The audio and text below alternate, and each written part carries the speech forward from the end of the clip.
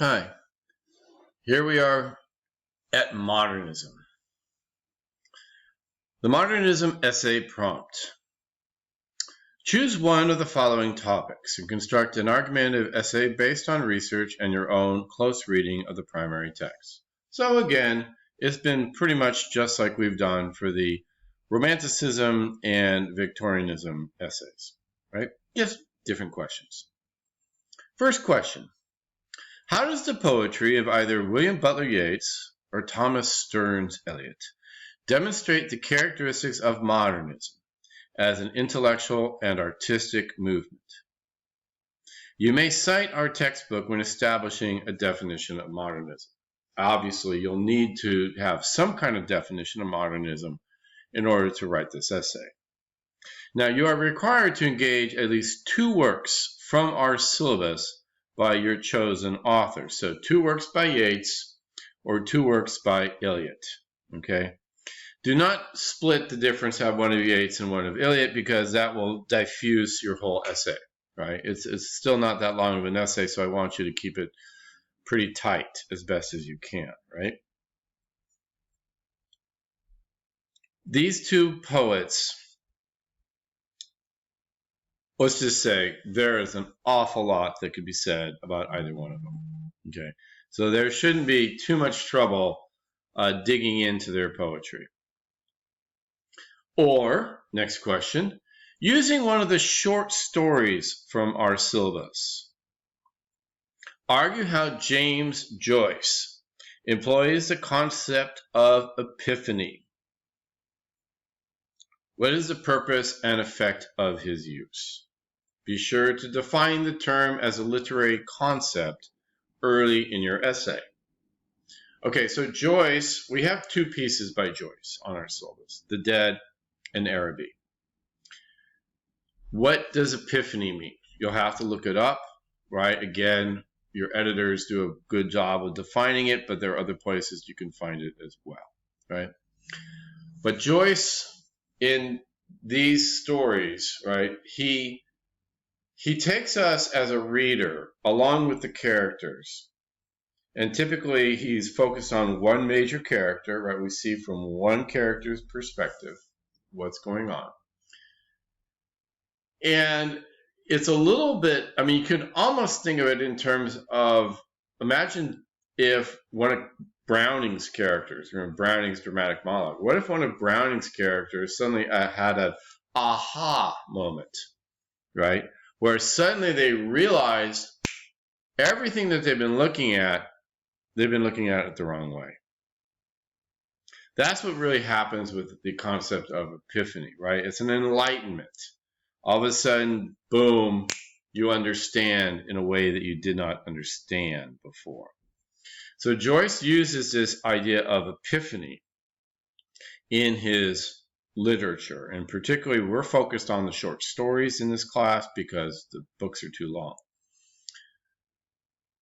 The third question, what does the stream of consciousness narration in Mrs. Dalloway by Virginia Woolf suggest about human consciousness or identity? How does this technique affect the role of time in the novel? So when we look at Mrs. Dalloway, the novel, as well as obviously there's a character in the novel, Mrs. Dalloway, but when we look at the novel, Mrs. Dalloway, we see events from different characters. We see different perspectives as she kind of pops around into the minds of various characters. Principally, of course, Mrs. Dalloway and Septimus, but also other characters in the novel, right? So what does this do? What is Woolf saying about human awareness, identity, consciousness, how we think of ourselves and how we think we're interacting in the world around us? And again, it's not too hard to imagine a character from Robert Browning, right? Because they have their own opinions and their own ideas. So now we're really not just hearing them tell something, right? Like we do, for instance, in My Last Duchess. We're not just hearing somebody talk. We're in the mind of that character. And once we're in the mind of that character, we might understand better. Now, at the same time, we can also be more confused because a lot of the markings that help a reader out to understand what's going on in the story are missing or they're changed. And so, again, there's a bit of a detective quality to Virginia Woolf, where we have to, read between the lines what's really happening, especially when we get into a character like Septimus, who is suffering from a mental illness and whose perceptions we quite clearly need to question. Okay. Time is interesting also because when we're inside of the mind of a character, just as we can be in our own mind, we can go back in time to something, and now we're kind of reliving a memory, right? Think of this novel in terms of how Woolf moves us not only within the day, right? The novel all takes place within a single day, but people don't live their life just within the day. In other words, they have a past. They have years of experience, maybe with another character, with a friend, with a husband or wife, with somebody in their family, right? A daughter, for example.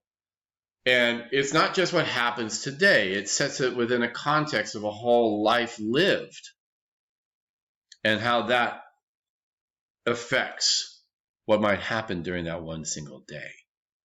And not even necessarily what happens in terms of plot, although it can, but also within the perceptions that the character has of what they're experiencing on that particular day.